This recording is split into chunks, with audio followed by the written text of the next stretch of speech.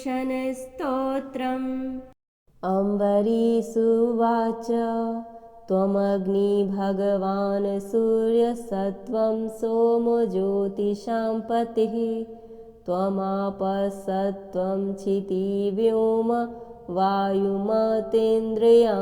च सुदर्शन नमस्तुभ्यं सहस्राराच्युतप्रिय सर्वास्त्रघातिनी विप्राय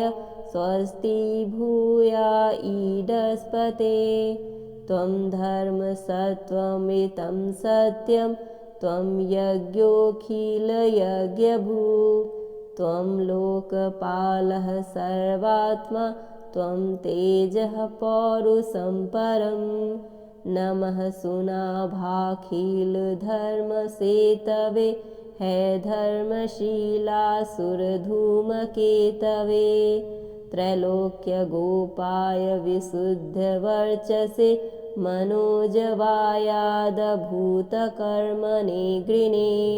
त्वतेजसा धर्ममयेन संहृतं तमः प्रकाशश्च धृतो महात्मनां दुरत्ययस्ते महिमा गिरां पते त्वद्रूपमेतत् सदसत्परावरम् यदा विशिष्टसत्त्वमनञ्जनेन वै बलं प्रविष्टो जितदैत्यदानवम् बाहूदरो वङ्गघ्रीशिरोधराणि वृक्कन्नजस्त्रं प्रधने विराजसे स त्वं जगत्त्राणखलप्रहाणये निरूपितः सर्वसहो गदाभृता विप्रस्य चास्मत्कुलदैवहेतवे विधेहि भद्रं तदनुग्रहो हि नः यदस्ति दत्तमिष्टं वा स्वधर्मो वा स्वनुष्ठितः कुलं नो विप्रदैवं चेदबीजो भवतु विज्वरः यदि नो भगवान् प्रीत एकः सर्वगुणाश्रयः सर्वभूतात्मभावेन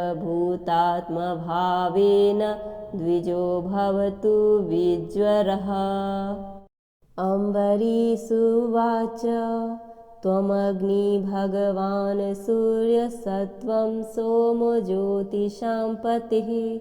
त्वमापःसत्त्वं क्षितिव्योम वायुमतेन्द्रियाणि च सुदर्शन नमस्तुभ्यं सहस्राराच्युतप्रिय सर्वास्त्रघातिनी विप्राय स्वस्ति भूया ईडस्पते त्वं धर्मसत्त्वमितं सत्यं त्वं यज्ञोऽखिलयज्ञभुक् त्वं लोकपालः सर्वात्मा त्वं तेजः पौरुषं परं नमः सुनाभाखिलधर्मसेतवे हे धर्मशीलासुरधूमकेतवे त्रैलोक्यगोपाय विशुद्धवर्चसे मनोजवायादभूतकर्मणे गृणे त्वतेजसा धर्ममयेन संहृतं तमः प्रकाशश्च धृतो महात्मनां दुरत्ययस्ते महिमा गिरां पते त्वद्रूपमेतत् सदसत्परावरम् यदा विशिष्टसत्त्वमनञ्जनेन वै बलं प्रविष्टो जितदैत्यदानवम् बाहूदरो वङ्गघ्रीशिरोधराणि वृक्कन्नजस्त्रं प्रधने विराजसे स त्वं जगत्त्राणखलप्रहाणये निरूपितः सर्वसहो गदाभृता विप्रस्य चास्मत्कुलदैवहेतवे विधेहि भद्रं तदनुग्रहो हि नः यदस्ति दत्तमिष्टं वा स्वधर्मो वा स्वनुष्ठितः कुलं नो विप्रदैवं चेद्बीजो भवतु विज्वरः यदि नो भगवान् प्रीत एकः सर्वगुणाश्रयः सर्वभूतात्मभावेन द्विजो भवतु विज्वरः। अम्बरीषुवाच त्वमग्नि भगवान् सूर्यसत्त्वं सोमो ज्योतिषां पतिः त्वमापःसत्त्वं क्षितिव्योम वायुमतेन्द्रियाणि च सुदर्शन नमस्तुभ्यं सहस्राराच्युतप्रिय सर्वास्त्रघातिनी विप्राय स्वस्ति भूया ईडस्पते त्वं धर्मसत्त्वमितं सत्यं त्वं यज्ञोऽखिलयज्ञभू त्वं लोकपालः सर्वात्मा त्वं तेजः पौरुषं परं नमः सुनाभाखिलधर्मसेतवे हे धर्मशीलासुरधूमकेतवे त्रैलोक्यगोपाय विशुद्धवर्चसे मनोजवायादभूतकर्मणे गृणे त्वतेजसा धर्ममयेन संहृतं तमः प्रकाशश्च धृतो महात्मनां दुरत्ययस्ते महिमा गिरां पते त्वद्रूपमेतत् सदसत्परावरम् यदा विशिष्टसत्त्वमनञ्जनेन वै बलं प्रविष्टो जितदैत्यदानवं बाहूदरो वङ्गघीशिरोधराणि वृक्कन्नजस्त्रं प्रधने विराजसे स त्वं जगत्त्राणखलप्रहाणये निरूपितः सर्वसहो गदाभृता विप्रस्य चास्मत्कुलदैवहेतवे विधेहि भद्रं तदनुग्रहो हि नः यदस्ति दत्तमिष्टं वा स्वधर्मो वा स्वनुष्ठितः कुलं नो विप्रदैवं चेद्बीजो भवतु विज्वरः यदि नो भगवान् प्रीत एकः सर्वगुणाश्रयः सर्वभूतात्मभावेन द्विजो भवतु विज्वरः। अम्बरीषुवाच त्वमग्नि भगवान् सूर्यसत्त्वं सोमो ज्योतिषां पतिः त्वमापःसत्त्वं क्षितिव्योम वायुमतेन्द्रियाणि च सुदर्शन नमस्तुभ्यं सहस्राराच्युतप्रिय सर्वास्त्रघातिनी विप्राय स्वस्ति भूया ईडस्पते त्वं धर्मसत्त्वमितं सत्यं त्वं यज्ञोऽखिलयज्ञभू त्वं लोकपालः सर्वात्मा त्वं तेजः पौरुषं परं नमः सुनाभाखिलधर्मसेतवे हे धर्मशीलासुरधूमकेतवे त्रैलोक्यगोपाय विशुद्धवर्चसे मनोजवायादभूतकर्मणे गृणे त्वतेजसा धर्ममयेन संहृतं तमः प्रकाशश्च धृतो महात्मनां दुरत्ययस्ते महिमा गिरां पते त्वद्रूपमेतत् सदसत्परावरम् यदा विशिष्टसत्त्वमनञ्जनेन वै बलं प्रविष्टो जितदैत्यदानवं बाहूदरो वङ्गघीशिरोधराणि वृक्कन्नजस्त्रं प्रधने विराजसे स त्वं जगत्त्राणखलप्रहाणये निरूपितः सर्वसहो गदाभृता विप्रस्य चास्मत्कुलदैवहेतवे विधेहि भद्रं तदनुग्रहो हि नः यदस्ति दत्तमिष्टं वा स्वधर्मो वा स्वनुष्ठितः कुलं नो विप्रदैवं चेद्बीजो भवतु विज्वरः यदि नो भगवान् प्रीत एकः सर्वगुणाश्रयः सर्वभूतात्मभावेन द्विजो भवतु विज्वरः। अम्बरीषुवाच त्वमग्नि भगवान् सूर्यसत्त्वं सोमो ज्योतिषां पतिः त्वमापःसत्त्वं क्षितिव्योम वायुमतेन्द्रियाणि च सुदर्शनमस्तुभ्यं सहस्राराच्युतप्रिय सर्वास्त्रघातिनी विप्राय स्वस्ति भूया ईडस्पते त्वं धर्मसत्त्वमितं सत्यं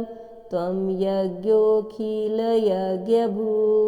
त्वं लोकपालः सर्वात्मा त्वं तेजः पौरुषं परं नमः सुनाभाखिलधर्मसेतवे हे धर्मशीलासुरधूमकेतवे त्रैलोक्यगोपाय विशुद्धवर्चसे मनोजवायादभूतकर्मणे गृणे त्वतेजसा धर्ममयेन संहृतं तमः प्रकाशश्च धृतो महात्मनां दुरत्ययस्ते महिमा गिरां पते त्वद्रूपमेतत् सदसत्परावरम् यदा विशिष्टसत्त्वमनञ्जनेन वै बलं प्रविष्टो जितदैत्यदानवम् बाहूदरो वङ्गघ्रीशिरोधराणि वृक्कन्नजस्त्रं प्रधने विराजसे स त्वं जगत्त्राणखलप्रहाणये निरूपितः सर्वसहो गदाभृता विप्रस्य चास्मत्कुलदैवहेतवे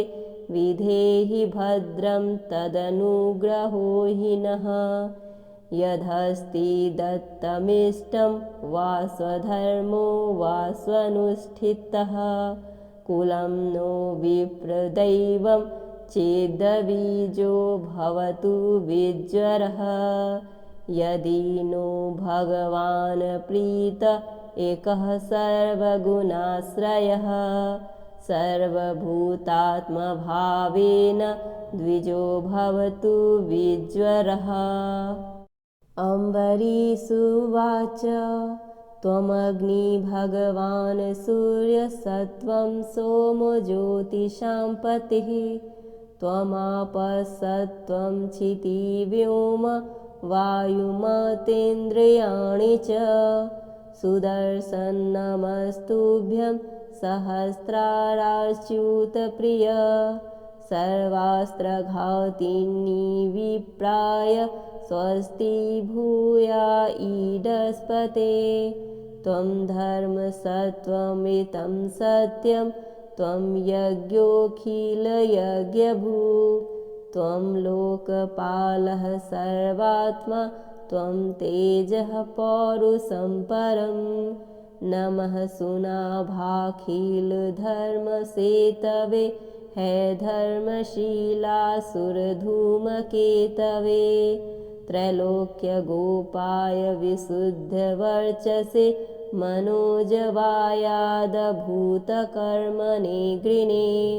त्वतेजसा धर्ममयेन संहृतं तमः प्रकाशश्च धृतो महात्मनां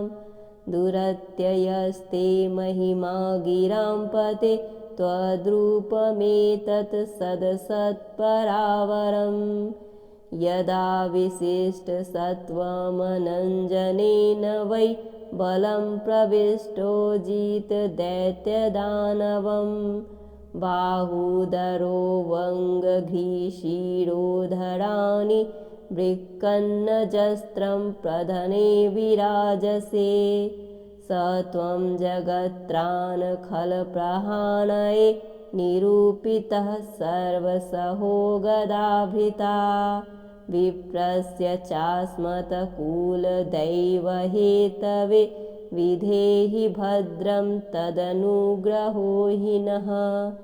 यदस्ति दत्तमिष्टं वा स्वधर्मो वा स्वनुष्ठितः कुलं नो विप्रदैवं चेद्बीजो भवतु विज्वरः यदि नो भगवान् प्रीत एकः सर्वगुणाश्रयः सर्वभूतात्मभावेन द्विजो भवतु विज्वरः अम्बरीषुवाच त्वमग्नि भगवान् सूर्यसत्त्वं सोमो ज्योतिषां पतिः त्वमापःसत्त्वं क्षितिव्योम वायुमतेन्द्रियाणि च सुदर्शनमस्तुभ्यं सहस्राराच्युतप्रिय सर्वास्त्रघातिनी विप्राय स्वस्ति भूया ईडस्पते त्वं धर्मसत्त्वमितं सत्यं त्वं यज्ञोऽखिलयज्ञभू त्वं लोकपालः सर्वात्मा त्वं तेजः पौरुषं परं नमः सुनाभाखिलधर्मसेतवे हे धर्मशीलासुरधूमकेतवे त्रैलोक्यगोपाय विशुद्धवर्चसे मनोजवायादभूतकर्मणे गृणे त्वतेजसा धर्ममयेन संहृतं तमः प्रकाशश्च धृतो महात्मनां दुरत्ययस्ते महिमा गिरां पते त्वद्रूपमेतत् सदसत्परावरं यदा विशिष्टसत्त्वमनञ्जनेन वै बलं प्रविष्टो जितदैत्यदानवं बाहुदरो वङ्गघ्रीशिरोधराणि वृक्कन्नजस्त्रं प्रधने विराजसे स त्वं जगत्त्राणखलप्रहाणये निरूपितः सर्वसहो गदाभृता विप्रस्य चास्मत्कुलदैवहेतवे विधेहि भद्रं तदनुग्रहो हि नः यदस्ति दत्तमिष्टं वा स्वधर्मो वा स्वनुष्ठितः कुलं नो विप्रदैवं चेद्बीजो भवतु विज्वरः यदि नो भगवान् प्रीत एकः सर्वगुणाश्रयः सर्वभूतात्मभावेन द्विजो भवतु विज्वरः अम्बरीषुवाच त्वमग्नि भगवान् सूर्यसत्त्वं सोमो ज्योतिषां पतिः त्वमापःसत्त्वं क्षितिव्योम वायुमतेन्द्रियाणि च सुदर्शनमस्तुभ्यं सहस्राराच्युतप्रिय सर्वास्त्रघातिनी विप्राय स्वस्ति भूया ईडस्पते त्वं धर्मसत्त्वमितं सत्यं त्वं यज्ञोऽखिलयज्ञभू त्वं लोकपालः सर्वात्मा त्वं तेजः पौरुषं परं नमः सुनाभाखिलधर्मसेतवे हे धर्मशीलासुरधूमकेतवे त्रैलोक्यगोपाय विशुद्धवर्चसे मनोजवायादभूतकर्मणे गृणे त्वतेजसा धर्ममयेन संहृतं तमः प्रकाशश्च धृतो महात्मनां दुरत्ययस्ते महिमा गिरां पते त्वद्रूपमेतत् सदसत्परावरम् यदा विशिष्टसत्त्वमनञ्जनेन वै बलं प्रविष्टो जितदैत्यदानवं बाहूदरो वङ्गघ्रीशिरोधराणि वृक्कन्नजस्त्रं प्रधने विराजसे स त्वं जगत्त्राणखलप्रहाणये निरूपितः सर्वसहो गदाभृता विप्रस्य चास्मत्कुलदैवहेतवे विधेहि भद्रं तदनुग्रहो हि नः यदस्ति दत्तमिष्टं वा स्वधर्मो वा स्वनुष्ठितः कुलं नो विप्रदैवं चेदबीजो भवतु विज्वरः यदि नो भगवान् प्रीत एकः सर्वगुणाश्रयः सर्वभूतात्मभावेन द्विजो भवतु विज्वरः अम्बरीषुवाच त्वमग्नि भगवान् सूर्यसत्त्वं सोमो ज्योतिषां पतिः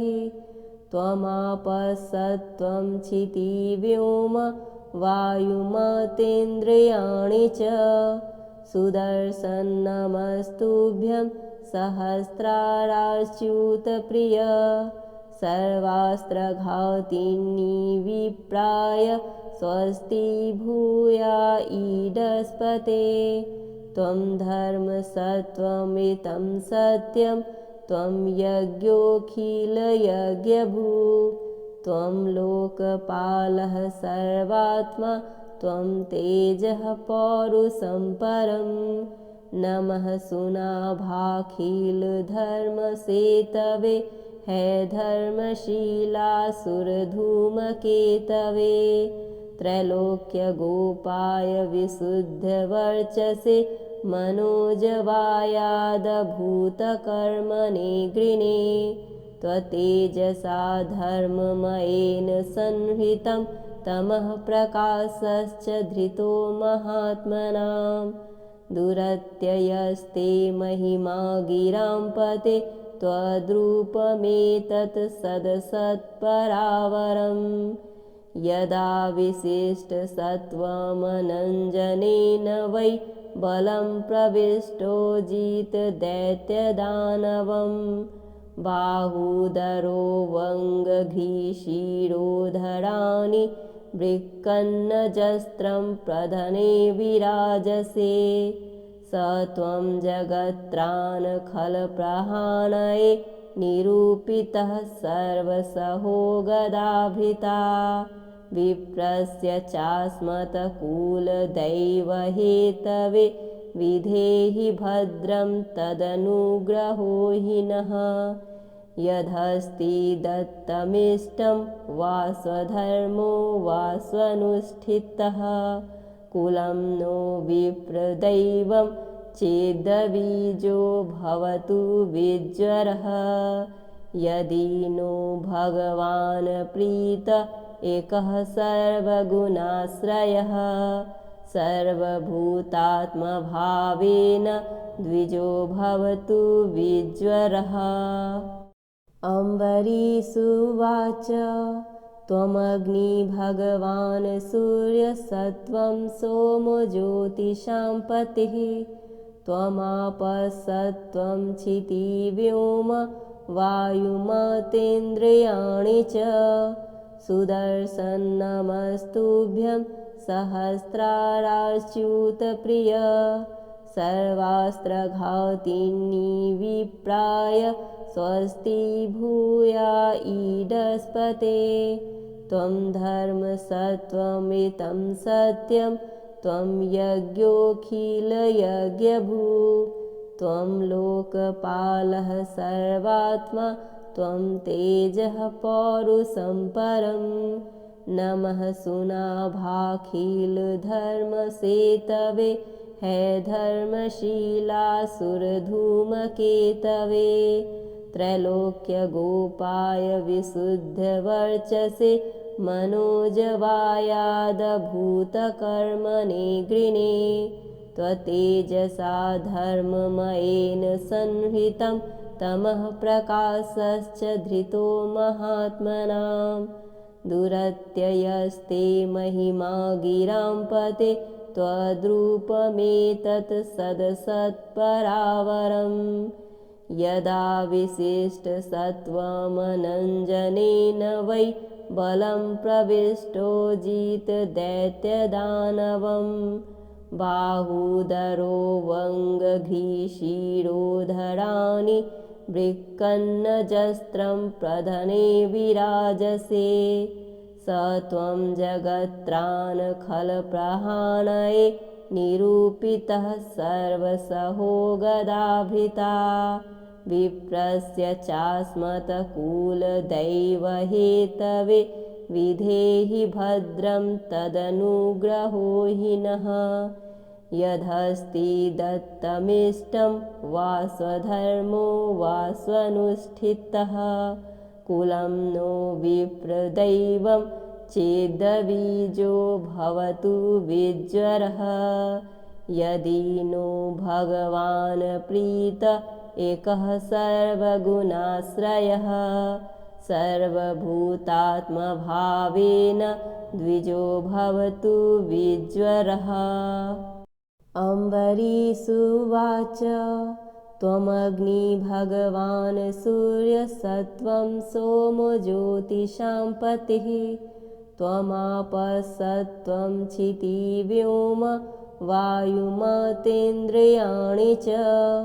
सुदर्शन नमस्तुभ्यं सहस्राराच्युतप्रिय सर्वास्त्रघातिनी विप्राय स्वस्ति भूया ईडस्पते त्वं धर्मसत्त्वमितं सत्यं त्वं यज्ञोऽखिलयज्ञभू त्वं लोकपालः सर्वात्मा त्वं तेजः पौरुषं परं नमः सुनाभाखिलधर्मसेतवे हे धर्मशीलासुरधूमकेतवे त्रैलोक्यगोपाय विशुद्धवर्चसे मनोजवायादभूतकर्मणे गृणे त्वतेजसा धर्ममयेन संहृतं तमः प्रकाशश्च धृतो महात्मनां दुरत्ययस्ते महिमा गिरां पते त्वद्रूपमेतत् सदसत्परावरम्